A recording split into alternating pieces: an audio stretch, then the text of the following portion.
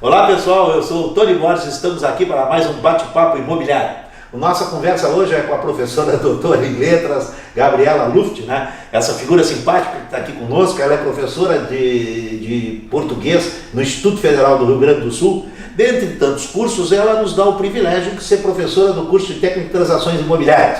Então, para nós começar a conversa, Gabriela, eu te pergunto assim, seria uma forma de vender mais, conhecer melhor a língua portuguesa? Eu não tenho a menor dúvida de que um profissional que domina a língua portuguesa, um profissional que escreve um bom texto, com certeza vai vender mais imóveis. E já que nós estamos falando de comunicação, né? Hoje, cada vez mais, nós utilizamos o quê? Utilizamos o e-mail e principalmente o WhatsApp. Perfeito. E quando nós começamos a escrever uma mensagem, nós devemos pautar o nosso texto por aquilo que eu chamo de cordialidade. O que é ser cordial? Não é ser puxa-saco. É ser simplesmente educado. É eu saber falar com a pessoa. Por exemplo, bom dia fulano, boa tarde cicrano. Quando eu vou finalizar o meu e-mail atenciosamente, se eu for uma pessoa um pouco mais próxima, por que não mandar um abraço para aquela pessoa? Mas isso faz toda a diferença. E já que nós falamos em como iniciar um e-mail, eu vou falar agora de alguns probleminhas que geralmente cercam o texto. Uso da vírgula. Ou as pessoas usam vírgula demais, ou utilizam vírgula de menos. Mas tem uma vírgula que a gente não pode esquecer, que é a vírgula que separa o vocativo. O que é o vocativo? É a pessoa com quem eu estou falando. Então, se eu chego aqui e falo, boa tarde, Tony, existe uma vírgula entre o boa tarde e o Tony. Tony é a pessoa com quem eu estou falando. Ah, mas não faz diferença nenhuma isso aí. Não, faz toda a diferença. Se eu falo assim, ouça, meu amigo, ouça, vírgula, meu amigo, é diferente de eu falar, ouça, meu amigo. Perfeito. Mudou totalmente o sentido, Totalmente, né? eu posso estar pedindo para tu me ouvir, Exato. Ou escutar o meu amigo. Exato. Essa é a história de eu te pedir um apartamento, por exemplo, o cliente diz, eu quero ver um apartamento de 3 dormitórios. A interpretação do corretor normalmente é o quê? Já saiu procurando 3 dormitórios, ele não parou para entender o resto, ele não deixou a pessoa concluir a frase. Exato. Né? É. Então eu vejo assim, com essa modernidade hoje, Gabriel, WhatsApp, não é? Facebook, o e-mail que a gente já usa há bastante tempo, esses vícios de escrita, não é? Essa minimização da escrita. Tu acha que, como a gente diz assim, mas todo mundo usa dessa forma, por que um corretor usaria diferente?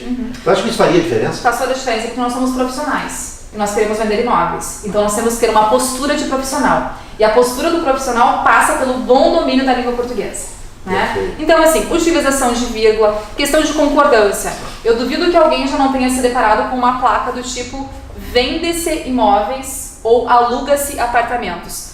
Nós conseguimos entender a mensagem, sim. É uma mensagem bem escrita de forma alguma. A gente tem um problema ali que se relaciona à concordância. E uma outra questão que eu acho bem importante, já que nós estamos falando de mídia social, nós temos uma tendência de utilizar cada vez mais gerúndios. Claro. O gerúndio em si é um problema? Não, mas nós temos um outro problema aí.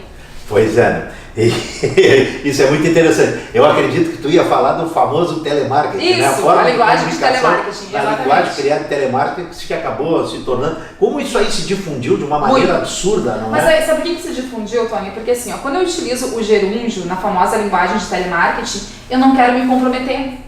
Então, olha só a diferença que tem em eu falar estarei agendando uma visita do que agendarei uma visita.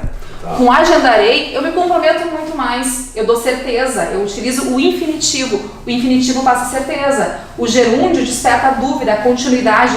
Quando é que isso vai acontecer? O mês que vem, o ano que vem? Nunca, eu não sei. Né? Então, estarei agendando, por favor, evitem. Né? É o gerúndio com o verbo auxiliar, isso não cai bem em qualquer texto. Eu te pergunto assim, o corretor ele precisa conhecer de leis, alguma coisa, então ele precisa ler. Se ele tem dificuldade com a interpretação do texto, com a interpretação legal, como é que esse corretor vai ajudar o cliente dele na hora do fechamento do negócio, na análise de documentação? É muito difícil, Tony, porque a nossa capacidade de escrita e o nosso desenvolvimento do pensamento enquanto interpretadores de texto passa pela leitura. Quanto mais eu ler, melhor eu vou conseguir interpretar um texto. Quanto mais eu ler, melhor eu vou conseguir escrever um texto, né? E sobre essa questão de abreviaturas que a gente utiliza em excesso às vezes, evite. Vamos evitar abreviaturas, porque isso denota preguiça. E isso às vezes até dificulta o entendimento, né? Então assim, porque todo mundo escreve VC em vez de você. Ok, mas tu estás ali como um profissional a fim de vender um imóvel. Pode ter certeza que um texto sem abreviaturas vai surtir muito mais efeito do que um texto repleto de Tu até fez um exemplo, que se ele errar, o VC nas abreviaturas do mercado imobiliário é o banheiro. Exato. Só que seria com W. E daí a famosa ambiguidade. Né? Exato. Ambiguidade. E tem uma outra questão que eu acho que vale a pena nós comentarmos. Nós falamos um pouquinho sobre concordância, sobre pontuação, faz toda a diferença também. É óbvio que eu consigo depreender o significado, mas o que essa pessoa me passa? Falta de cuidado, falta de zelo com o texto. Se ele não consegue se expressar, exato. O que ele transfere de segurança? Não é? Me diz uma coisa, eu te pergunto assim, Gabriela, e se eu sou um corretor mais jovem, não é? Vamos supor, eu estou bem jovem, entendeu? Estou lidando com as redes sociais, onde a linguagem ela é bem simplificada, despojada. Não é? Bem despojada. Será que eu não estaria, talvez, subestimando este meu cliente, querendo falar mais rebuscado, escrever mais rebuscado com ele? A gente tem que tomar cuidado para não cair naquilo que a gente chama de prolixidade. O que é ser prolixo? Ser prolixo é o contrário de ser conciso. Qual que é o nosso ideal num texto? Ser conciso, primar pela economia linguística. Economia linguística significa eu escrever com palavras simples, não necessariamente. O que eu não posso fazer é o oposto, é fazer frases longas com palavras que eu considero rebuscadas e que vão deixar o texto pedante. Então é muito delicado, é muito sutil essa diferença que tem entre a concisão e a prolixidade. E por falar em prolixo, pessoal, eu vou pedir que vocês sejam concisos conosco e aproveite e assine o nosso canal aí embaixo, entendeu? Bota o teu comentário se está gostando da entrevista, coloca as tuas sugestões, porque nós precisamos de vocês, viu? O nosso canal, a força do nosso canal é a assistência de vocês. Gabriela, eu fiz um breakzinho, né? Até para dar um refresco para o pessoal que está nos assistindo. Ótimo. Porque o que é bacana? A gente quando fala em português, né, fala em linguística, fala em direito, por exemplo, que é a minha área, o pessoal diz assim, mas o direito é muito chato, o português é muito chato. Gente, nós vivemos isso no nosso dia a dia, né? A nossa comunicação ela é verbal, não é? Na grande maioria, afinal de contas, estamos falando com pessoas que têm a audição e a fala normais, que é o que nós estamos conversando, não é? Mas eu te pergunto assim, para questões de simplificação, qual seria a sugestão?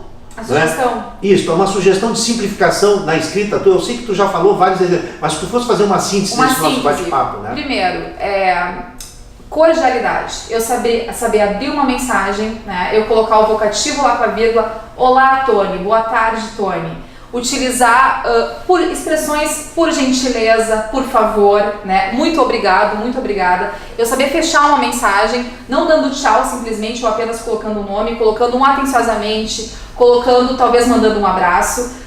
Primar pelo ponto final, muitos pontos finais. Fazer frases mais curtas, né? Com menos palavras, princípio da economia linguística. Cuidar a concordância, cuidar a possibilidade de ambiguidade numa frase. E principalmente cuidar do vocabulário. Mas o meu vocabulário é limitado, porque eu não tive muito acesso à escolarização formal, enfim. A gente tem hoje o Google, não é? É esse o uso que a gente tem que fazer da internet. Então assim, sinônimo para a palavra imóvel. Repetir muito a palavra imóvel no meu texto, não quero mais utilizar. Sinônimo para imóvel no Google, dá um Enter, ele vai te dar milhares de possibilidades.